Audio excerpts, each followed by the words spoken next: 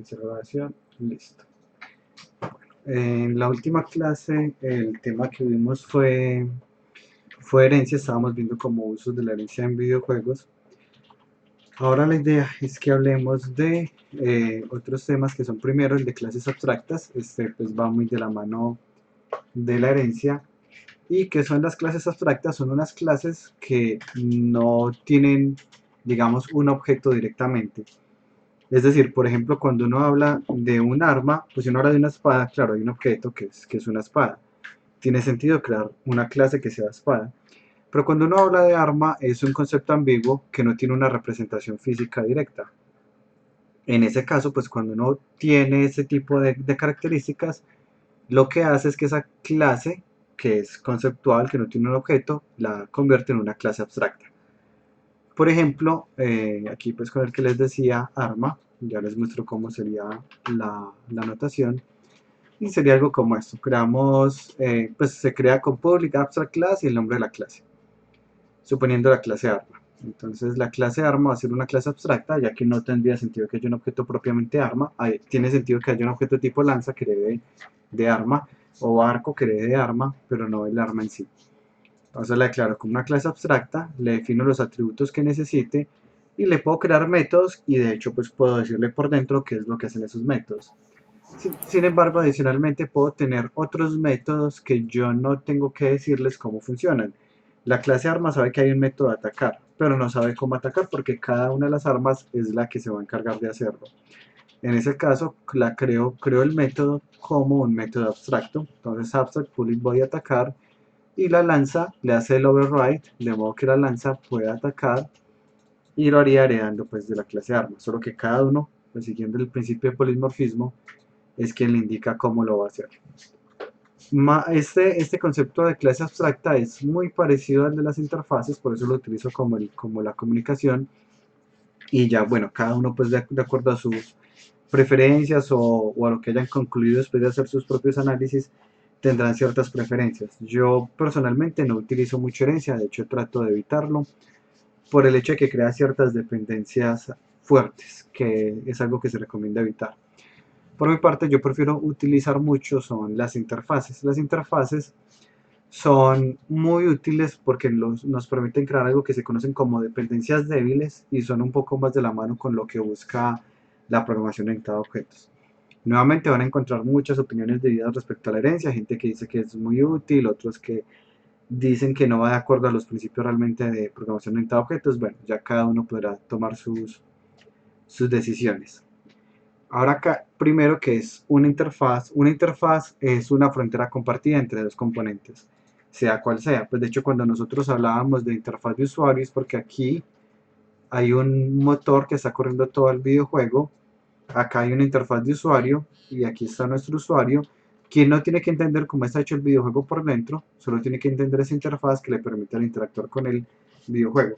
Sea la interfaz una pantalla y un control, por ejemplo, o una pantalla y un teclado, ya pues dependerá del tipo de interfaz.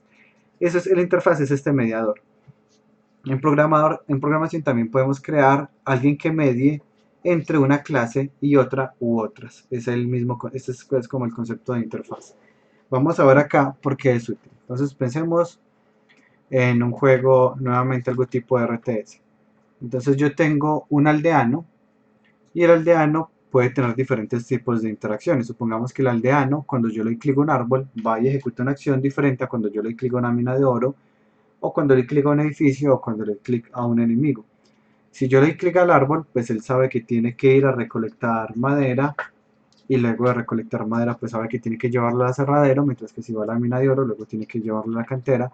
Si le clic a un edificio, dependiendo del edificio, él va y se esconde dentro del edificio, o dependiendo del edificio, o sea, también pueden haber inclusive varios tipos de edificio, o podría ser que vaya a repararlo si el edificio está herido, por así decirlo, si el edificio está afectado.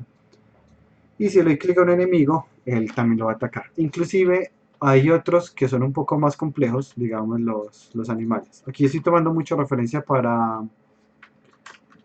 este ejemplo, un RTS como es Edad de los Imperios. Ya no puedo editar el texto, ya ves. ¿Pero por qué era de los imperios? ¿Qué tiene de malo ese RTS? No, ¿por qué ese nombre en español?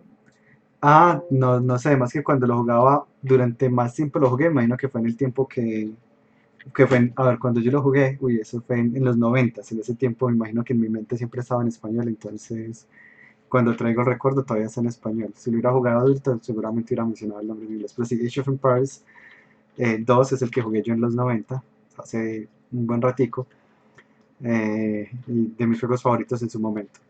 Ya acá, digamos, con un animal, ¿qué pasa cuando uno le da clic a un animal? Cuando le da clic a un animal, si es un aldeano, mata al animal y aparte empieza a recolectar carne.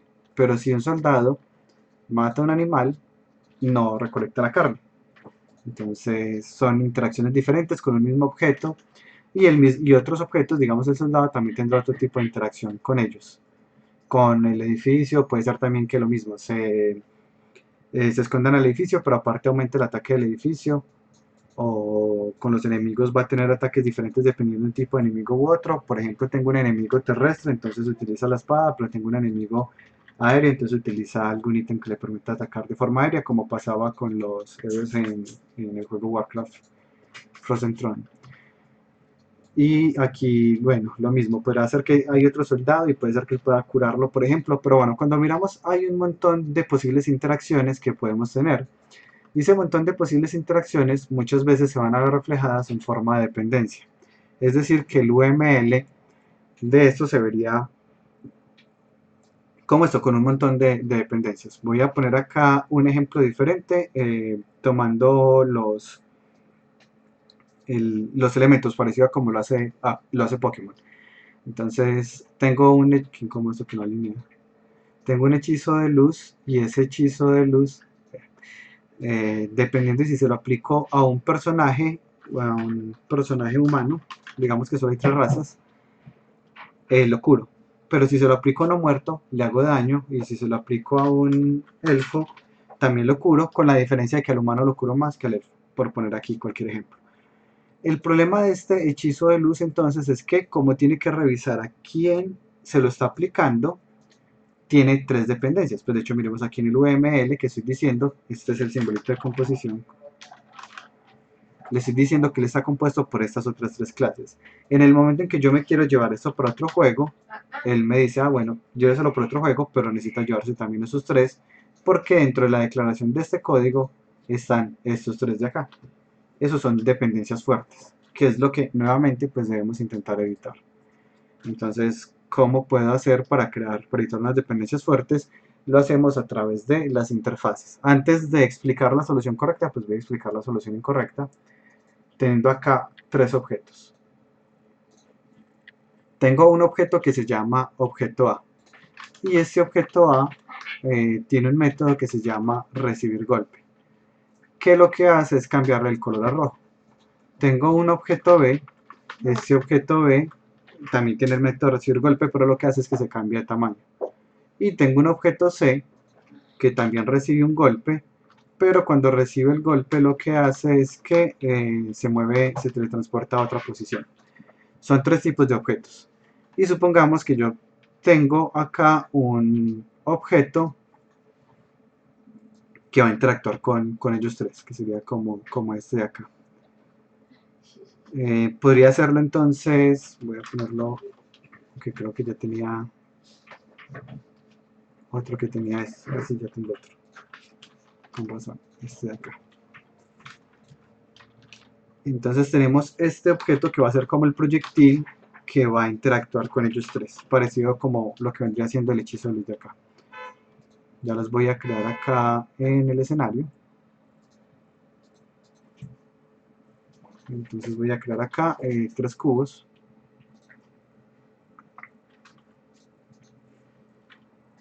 Y estos cubos van a estar acá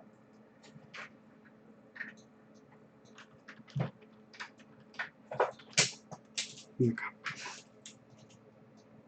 Y nuestro proyectil, que sería una esfera, que tiene rigid body para poder que caiga pues con físicas. Y va a estar ubicado aquí encima del primer cubo. y va a tener este que se llama proyectil ejemplo, que es este código de acá. Aquí es donde empezamos a ver que va a tener unas dependencias. O sea, yo quiero un proyectil que pueda golpear. ¿Cuál es el problema?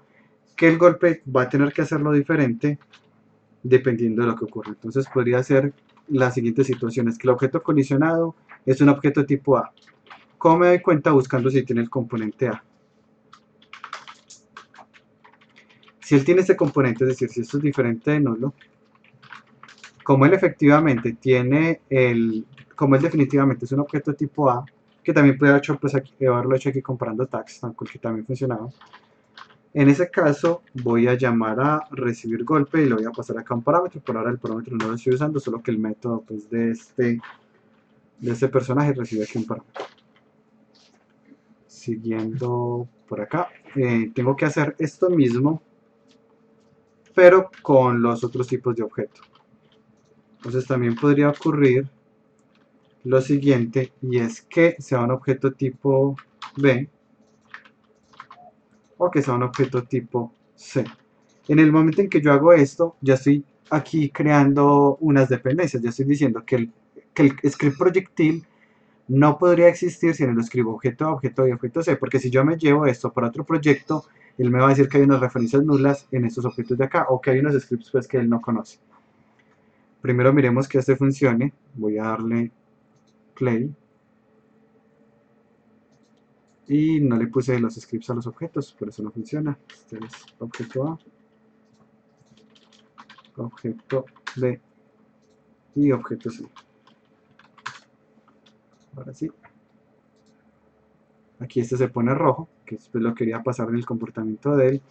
Este de acá no, se hace más grande, ahí lo golpeo dos veces. Y este de acá se teletransporta a otra posición. Ahí vemos el funcionamiento de cada uno, pero nuevamente pues tenemos un montón de dependencias que queremos evitar. Entonces, ¿en qué consiste la interfaz? Vamos a tener algo más que sea tipo como esto. Yo tengo aquí mi aldeano, tengo una interfaz que la voy a llamar, digamos, interactuable, y cada uno de ellos implementa la interfaz interactuable. En ese caso ya el aldeano no necesita saber que existe el árbol. El aldeano necesita saber que hay algo interactuable. Como el árbol implementa la interfaz interactuable, si esa interacción era con el árbol, ya el árbol sabe cómo hacer esa interacción. Es decir, ya no es responsabilidad de él, sino que la responsabilidad es del saber cómo es cortado, cómo es recolectado o cómo es reparado. Ahí estamos transfiriendo las responsabilidades a sus respectivos dueños, que hace parte nuevamente del SRP, Single Responsibility Principle, que es lo que hemos utilizado normalmente.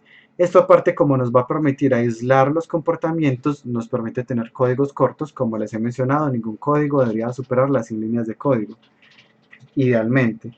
En los peores casos, los códigos deben estar en menos de 200 líneas de código. Si hay un código de más de 200 líneas de código, se va a volver muy difícil hacerle el mantenimiento, porque luego cuando hayan cambios, revisar un código de, no sé, 500, 600 líneas de código va a ser muy, muy complejo.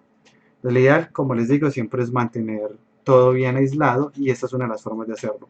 Aparte de que nos crea lo que se llaman dependencias débiles. ¿Por qué es una dependencia débil? Porque el aldeano solo depende de esta interfaz. Yo me quiero llevar el aldeano para otro proyecto, solo me tengo que llevar este pedacito de acá. O me quiero llevar el árbol, solo me tengo que llevar este pedacito de acá. O me quiero llevar el edificio, solo me llevo este pedacito de acá. Mientras que en este, si me quiero llevar el aldeano, me tengo que llevar todo. Y si en el peor de los casos hay una referencia cíclica y el árbol de alguna forma depende del aldeano, entonces también para llevarme el árbol también tengo que volver a llevarme todo. Y peor aún, si por ejemplo el aldeano depende del animal, pero el animal también de alguna forma depende del soldado, porque en el animal están revisando si el que lo mató fue el aldeano o el soldado, entonces yo voy a llevar el aldeano y resulto llevándome todo esto. Que nuevamente pues no es lo ideal es tener objetos que sean completamente independientes. La frase que se utiliza para esto es baja cohesión y alta coherencia. ¿Qué significa esto? Cada script debería ser responsable de una sola función que sea coherente con lo que está hecha pues para hacer. Como les digo, pues el aldeano sabe interactuar con algo, bien, ahí ya hay una función, un script dedicado a que él interactúe con algo. Otro script que lo va a tener el árbol dedicado a saber cómo se le recolecta madera del árbol. Pero son muchos scripts al final, entonces voy a quedar con muchos scripts en el proyecto, sí. Pero es mucho mejor eso porque son scripts muy altamente reutilizables y que se les puede hacer mantenimiento muy fácil. Y lo de baja cohesión es precisamente evitar estas dependencias todas, estas dependencias fuertes donde llevarme algo me implica llevarme todo. Cuando hablamos de alta coherencia y pensamos en que vamos a tener un montón de scripts en el proyecto, que pareciera inicialmente incómodo, realmente es mucho más cómodo, porque si hay algún daño, uno sabe el script exacto donde está el daño.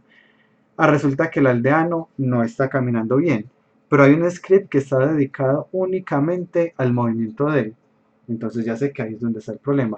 O la animación no se está llamando bien, pero tengo un script únicamente dedicado a la animación del personaje. Entonces ya sé que ahí es donde está el problema. Se hace mucho más fácil el mantenimiento del código. O vamos a actualizar algo. Voy a hacer un update por temas de balance del juego y voy a actualizar al enemigo. Si yo lo que tengo es como un game manager que se encarga del enemigo o de dar ciertas interacciones del enemigo, entonces ya ahí es más difícil saber exactamente qué es lo que quiero modificar. Si tengo un script llamado enemigo que es completamente autónomo, entonces es mucho más sencillo. Inclusive podemos pensar en que el mismo enemigo está hecho por diferentes componentes. Entonces está el enemigo, que es el enemy controller.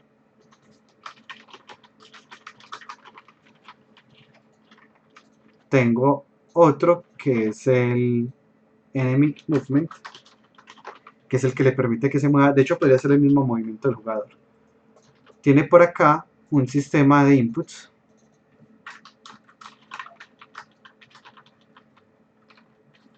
El manejador de las entradas. Y tiene por acá otro script dedicado al ataque.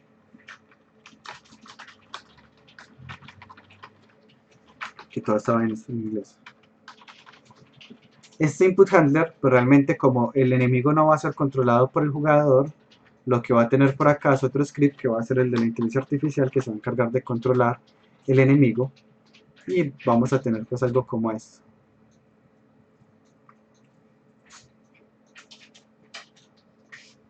En donde el enemy controller, pues sí va a tener dependencias porque el enemy controller va a depender del movimiento y del arma, pero el movimiento es completamente independiente de las entradas.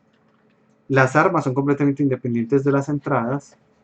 El arma es independiente del movimiento, el arma es independiente del enemy controller, el movimiento también, es decir que esos scripts me los puedo llevar sin ningún problema a otra parte, y lo mismo la inteligencia artificial es independiente de todo lo demás.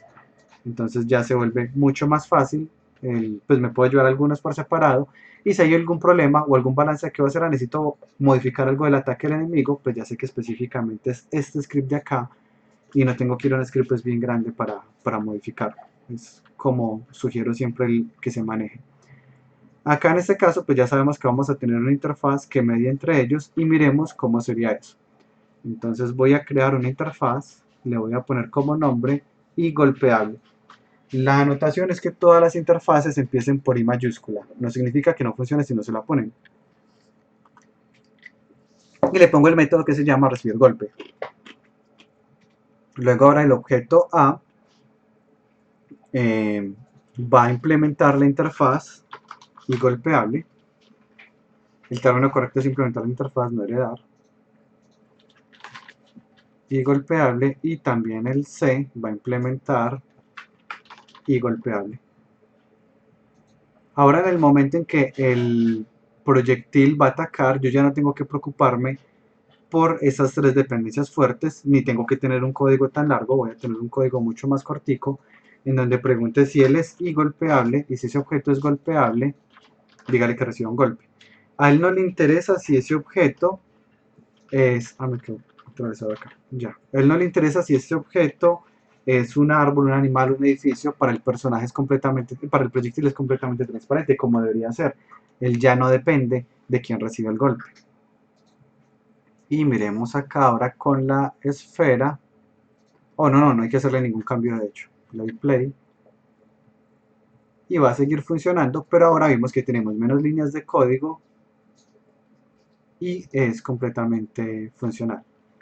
Entonces ya logramos esto de acá, que al principio pareciera sencillo, uno dice, pero solo tengo tres condicionales que revisan a quién le va a pegar, pero es mucho más escalable esto. Piensen acá que ya luego no sean tres con los que están interactuando. Pensemos en que hay juegos que son mucho más complejos y ya tengo, cada aldeano puede tener, no sé, 10 interacciones. Digamos tipo Empire Earth, donde había también entonces mina de oro, mina de piedra, mina de hierro, árbol, habían un montón de elementos adicionales como por ejemplo, bueno, hay unos que curan, pero la curación entonces va a ser el que cura, va a tener una interacción diferente con un aldeano, que con un enemigo, inclusive con el mismo Age of Empires. Si uno pone un sacerdote y le clic a un aliado, va y lo cura, pero si se lo pone a un enemigo, va y trata de convertirlo. Son un montón de interacciones que tendrían que estar quemadas en cada personaje si no utilizamos las interfaces. En estos casos de acá, ¿cómo podríamos resolver el animal que interactúa diferente con el aldeano y con el soldado? Lo que pasaría con el aldeano es que podríamos tener la interfaz interactuable o irrecolectable que implementan animal, árbol, mina de oro, mina de piedra. Pero el animal aparte implementa la interfaz y golpeable. Entonces el soldado siempre busca algo para golpear, mientras que el aldeano siempre busca algo para recolectar o para interactuar. Así que el mismo animal va a saber diferenciar entre uno o el otro. Y bueno, lo mismo cuando tenemos varios tipos de objetos y lo hacemos sin interfaces, pues modificamos el código de uno y posiblemente en otro nos quiera hacer también las modificaciones dependiendo de cómo lo tengamos hecho. Acá ya lo podemos ver, ahora voy a hacerlo con otro diferente, pues ya yo ya tengo aquí en este proyecto de acá, tengo unos proyectiles que se disparan. Entonces estos proyectiles lo que hacen para poder interactuar es que buscan también un objeto que tenga una interfaz. Aquí está. Ellos buscan la interfaz y destructible. Si yo, por ejemplo, quisiera hacer alguna actualización en mi código y decir que ya el jugador también puede interactuar con estos cubos, puedo hacerlo muy sencillo porque yo ya sé que solo necesito esta interfaz de acá. Entonces le digo, implementeme esta interfaz. Cuando digo que me implemente esa interfaz, él me dice, hay un error, porque cuando él implementa una interfaz, tiene que incluir los métodos de la interfaz que está implementando. Cuando yo le clic, ya él me los pone automáticamente. Y resulta que esa interfaz que se llama indestructible tiene un método que se llama hit, es decir, que si él quiere, perdón, implementar esa interfaz, también tiene que tener un método que se llama hit. Ya aquí lo que voy a hacer, pues como por facilidad, es que voy a llamar a recibir golpe. Y ya. Y voy a copiar esto para ponerlo en los otros códigos. Y la ventaja que acá estamos viendo, que pues yo sé que a veces es difícil notar como una ventaja, pero es una ventaja muy grande, es que yo puedo implementar dos interfaces. Mientras que por herencia uno solo puede heredar, pues en C#, en C++ es muy diferente. En C# uno solo puede heredar de una clase. No existe la herencia múltiple. Entonces si yo, por ejemplo, quisiera, es que yo eh, tengo la clase pez, que tiene un método que se llama nadar. Y tengo la clase perro, y tiene un método que se llama caminar. Y yo necesito crear un pato. Un pato sabe nadar y sabe caminar. O, o algún anfibio, pues una rana, algo así. Entonces uno dice, voy a heredar de perro y voy a heredar de pez, pero en C# yo no podría heredar de ambos, porque es como funciona básicamente la herencia en C#. ¿Qué podría hacer? Una interfaz en donde diga como, más bien manejarlo por interfaces como i acuático, i terrestre o i volador, e implementar las interfaces que vaya necesitando. Ya acá debería funcionarme porque ya el proyectil, no miren que no modifica absolutamente nada del proyectil. Lo que hice fue que agregué nuevos objetos al videojuego, pero intentando hacer la menor cantidad de cambios posibles. El proyectil sigue funcionando exactamente igual. ¿Qué cambiaron? Los objetos que reciben el golpe, que ya están implementando otra interfaz. Y acá pues me va a seguir funcionando con este de acá. ¿Alguna duda de cómo funciona la interfaz?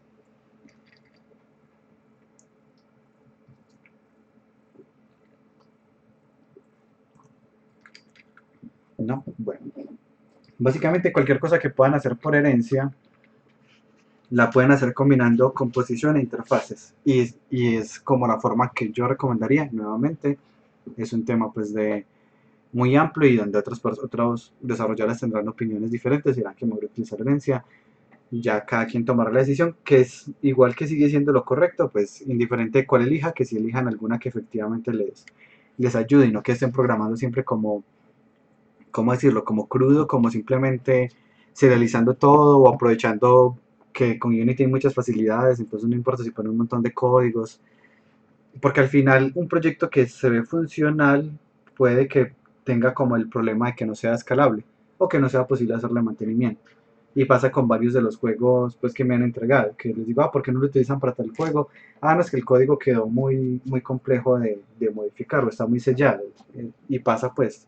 Entonces la idea es evitar eso, utilizando que pues todo lo que sabemos de orientado a objetos. Voy a cambiar de tema a un patrón de diseño. Antes de cambiar de tema, ¿alguna pregunta con interfaces?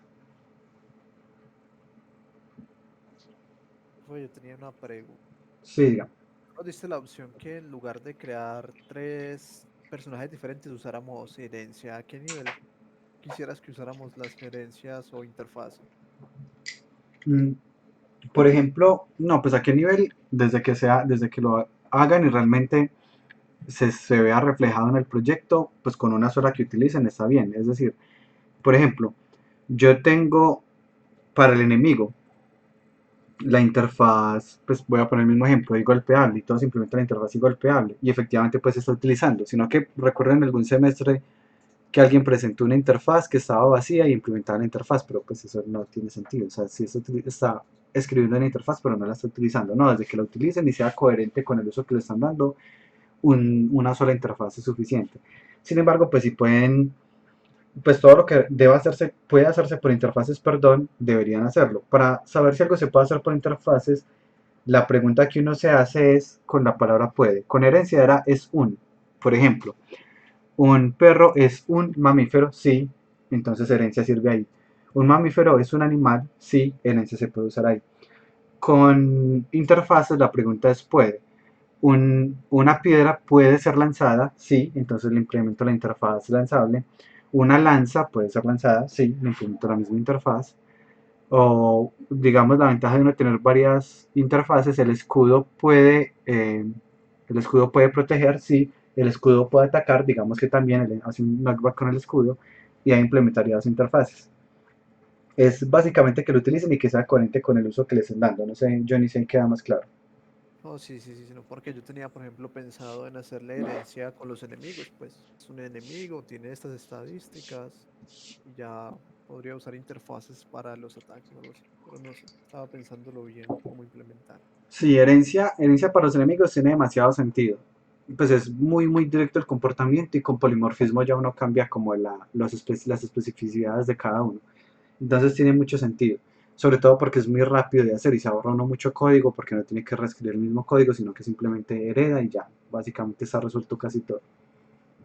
Entonces sí, pues tiene mucho sentido para los enemigos o inclusive si hay selección de personaje también para eso. Ah, listo, profe, gracias. Claro. Eh, Continúa, bueno, ¿alguna pregunta más de interfaces antes de pasar a patrón de diseño? Bueno, entonces voy a pasar a un patrón de diseño que es ya lo cerré, el de piscina de objetos.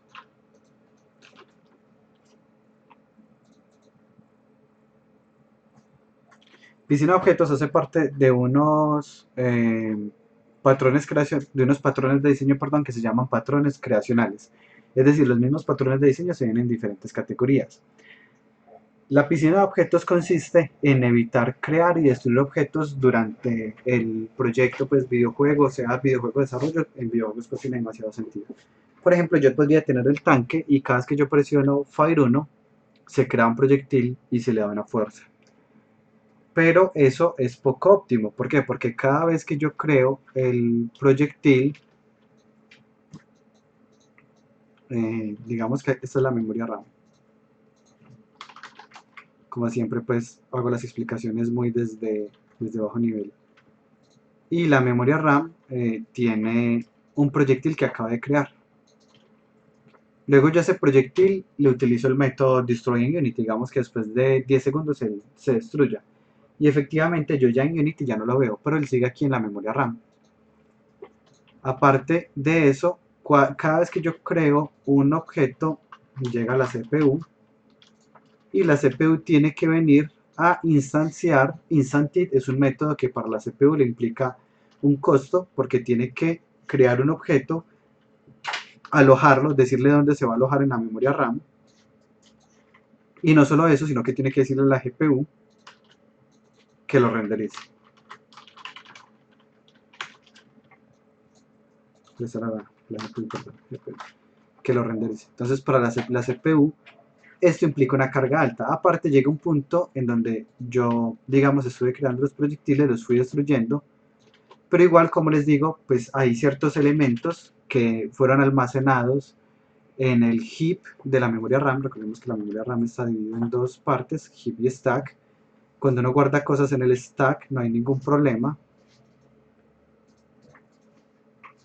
Entonces aquí se le procuró, lo puse pequeño otra vez. Ya. Aquí, listo. Entonces cuando uno guarda cosas en el stack no hay ningún problema porque cada cosa que llega al stack se va eliminando rápidamente. Entonces si guardamos en el stack, todo está excelente, creo un objeto acá, creo otro objeto, luego ese objeto ya no lo estoy usando, lo destruyo, este ya no se está usando, se destruye.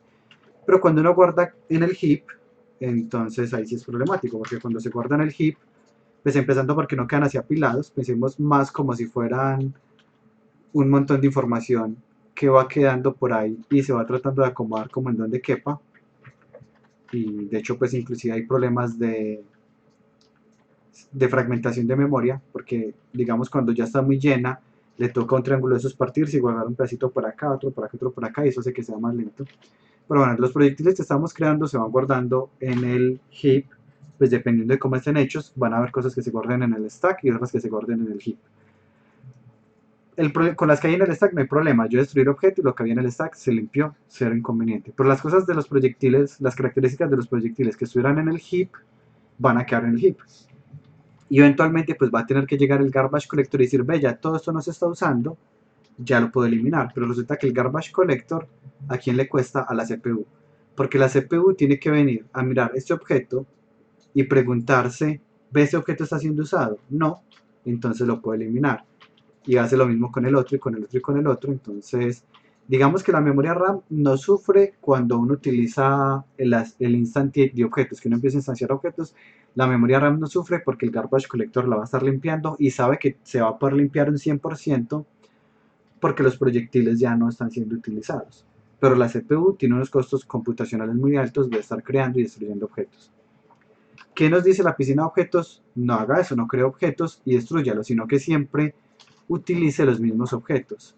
Es decir que para la memoria RAM hay un problema, pues porque la memoria RAM se va a quedar todo el tiempo creando, digamos, estos proyectiles de acá. ¿Qué desventaja tiene para la memoria RAM? Que la memoria RAM siempre va a estar con esto ocupado. Y resulta que los jugadores nunca utilizaron todos los proyectiles. Entonces yo desperdicié. Esto lo utilicé bien, pero esta cantidad de proyectiles nunca se usaron y este pedacito de la RAM me quedó, digamos, mal aprovechado porque nunca lo utilizaron.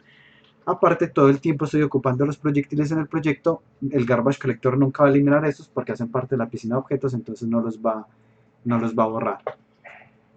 Así que la piscina de objetos, pues ya sabemos que tiene desventajas para la RAM, pero para la CPU es mucho más cómodo. Y para la GPU también. La GPU no tiene que, digamos, estar renderizando, no tiene que ir a revisar cuál objeto renderizar, sino que ya los tiene renderizados. Inclusive si comparten un material, los puede enviar a todos en la GPU en un solo draw call, que es el caso ideal. Y acá lo que nos va a pasar es que la CPU lo que hace cada vez que va a disparar es que busca uno de los objetos y lo utiliza. Y cuando ese objeto ya no está en uso, se devuelve otra vez a la piscina. Es mucho más cómodo para la CPU, pero no para la memoria RAM. Es decir, que Object Pooling es uno de los patrones que favorece a la CPU pero afecta a la RAM. ¿Cuándo haría utilizarlo? La regla general es siempre utilicen piscina de objetos. Si luego se dan cuenta que en el proyecto de ustedes tienen inconvenientes de memoria, entonces, bueno, quizás la piscina de objetos deban modificarla o finalmente removerla, porque digamos, la CPU está súper libre y resulta que mi proyecto está desafectando mucho la RAM, entonces se hace eso. Sin embargo, es muy raro uno hablar de un proyecto que tenga limitaciones por la memoria RAM. Normalmente los proyectos, como ya les he mencionado alguna vez, son CPU bounded o GPU bounded. Rara vez uno habla de un proyecto que sea como RAM bounded, es muy inusual pues. Entonces, siendo estos los principales problemas, esto tiene mucho sentido. ¿Cómo implementamos una piscina? Hay, digamos, muchas formas de hacerlo. Pues básicamente, ustedes casi que podrían tener los proyectiles creados en alguna parte del mundo. Digamos, yo tengo aquí unos modelos, que es este modelo de acá. Listo, voy a tener este modelo por acá escondido por fuera del mapa que no se vea. Y voy a empezar a duplicarlo y ya tengo estos, pues tengo varios modelos. Y cada vez que uno dispare, se busca este objeto y se lanza y luego se busca el siguiente, el siguiente, el siguiente. Pues es muy, muy directo el uso de este patrón. ¿Cómo recomiendo yo que lo utilicen? Acompañado de interfaces, como que es el tema que acabamos de ver. Miremos este script de piscina que creé acá. Entonces este script de piscina, que es el que estoy utilizando acá para los proyectiles, voy a crear apenas 3 proyectiles para que lo veamos en funcionamiento. Y voy a darle play al juego. Entonces aquí está el primer proyectil, el segundo proyectil y el tercer proyectil. Cuando yo acá disparo, efectivamente se gastó el primer proyectil. Cuando vuelvo y disparo, se gastó el segundo proyectil. Luego de un tiempo, esos proyectiles se desaparecen y van a aparecer otra vez aquí en la piscina de objetos. Cuando yo disparo, igual me dispara el tercero, pero ya atrás está disponible para cuando yo vuelva a disparar. Eso es una piscina. ¿Cómo está hecho? Entonces, esta piscina de objetos me pregunta qué objeto vamos a volver en una piscina de objetos. ¿Cuántos va a crear? Pues si yo creo 3 sería muy maluco porque me quedo sin proyectiles rápidamente. Si creo 50, podríamos el enemigo y yo, que es de hecho como está hecho cuando hay un enemigo. Voy a prender acá el enemigo. El enemigo, que es este personaje de acá, también usa la misma piscina de objetos. Entonces tanto él como yo nos estamos gastando los objetos desde la piscina. Y ya pues con base en esto uno dirá, bueno, no, entonces más objetos para la piscina de objetos, digamos unos 50 y con eso pues me va a alcanzar. Y bueno, aquí seguirá funcionando, etcétera, etcétera. Sigamos por acá. Luego crea un arreglo de objetos que implementen la interfaz y piscina. Y lo que hace acá es crear, pues primero darles el tamaño de los arreglos, porque uno no puede tratar de asignarle datos a un arreglo que no se le ha definido el tamaño. Y se crean los objetos con instantiate, se están creando todos, pero al inicio se están creando en una wake. Entonces se crean tantos objetos como yo le haya dicho que fueran en la piscina y se guardan ahí en el arreglo de la piscina y en el arreglo pues, de objetos. Luego cuando alguien le dice a la piscina, deme un ítem, él lo que hace es buscar cuál está disponible. Tiene un contador que se llama índice que empieza en 0.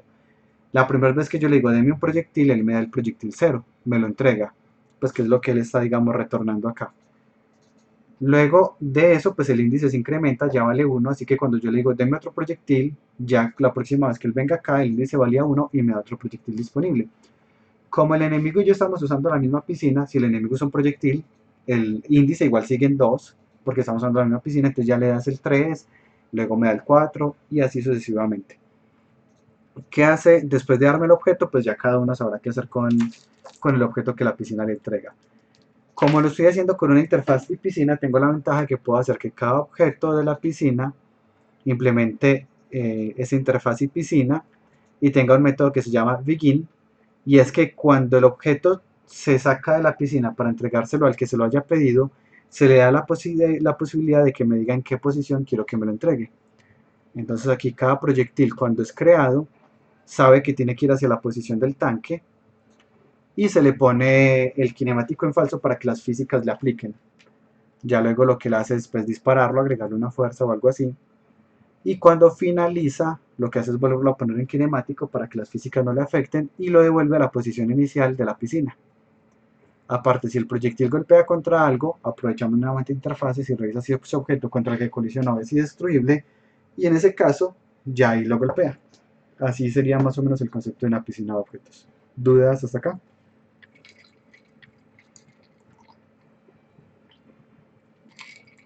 Si les llama la atención el tema, específicamente combinándolo con interfaces, JSON, ¿cómo se llama? Yo les he mostrado esa página, Unity College. Wingman. Eso, JSON Wingman, gracias. Tiene varios tutoriales pues al respecto, específicamente pues de piscina de objetos. Él tiene uno, uy, lo voy a tener por allá muy abajo ya. Esto está hecho por páginas para quererlo ajustar. Aquí está. Y está pues como el video explicado de este patrón. Existen más patrones, él tiene muchos videos de patrones, es decir, cuando quieran algo un poquito más práctico o rápido, muy a nivel como de prototipo, Backris me parece de los mejores pues como autores. Explica todo muy preciso, muy fácil de entender, todo como a nivel muy básico, digamos, nivel de colegio por así decirlo. Si les interesa un poquito más como un poco más de nivel de profundidad en desarrollo de videojuegos, recomiendo a Jason Wyman, que tiene varios videos, pero está como complicada la página bloqueada aquí, pero igual él tiene pues su canal de YouTube.